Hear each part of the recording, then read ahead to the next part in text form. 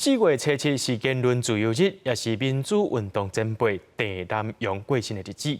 文化部特别选伫咧即天，伫咧中正纪念堂举办台湾言论自由之路的开幕典，伫维权空间内面呈现咱一路行过来的苦楚。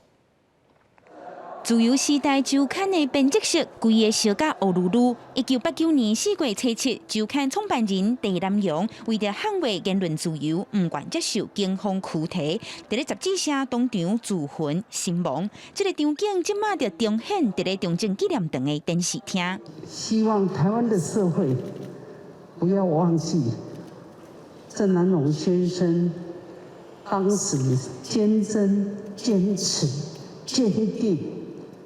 言论自由100%。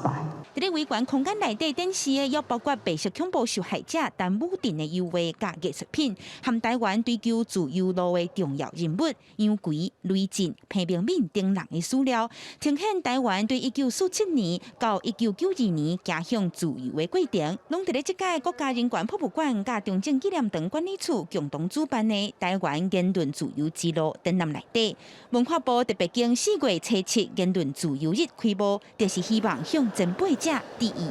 那么今天台湾的言论自由呢，虽然已经扫去内部的独裁者的威胁跟迫害，但是呢，外来的威胁仍然存在。所以这是这个展呢非常重要的一个意义了。从中正纪念堂堂外走到这个堂里，花了数十年，这只是一个开始。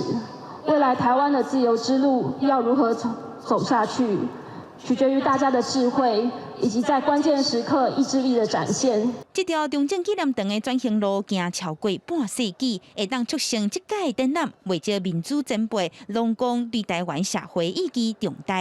不过，因要是希望维权当中会当量查拆除，让自由的灵魂会当真正自由。记者阿敏金曾派文台北报道。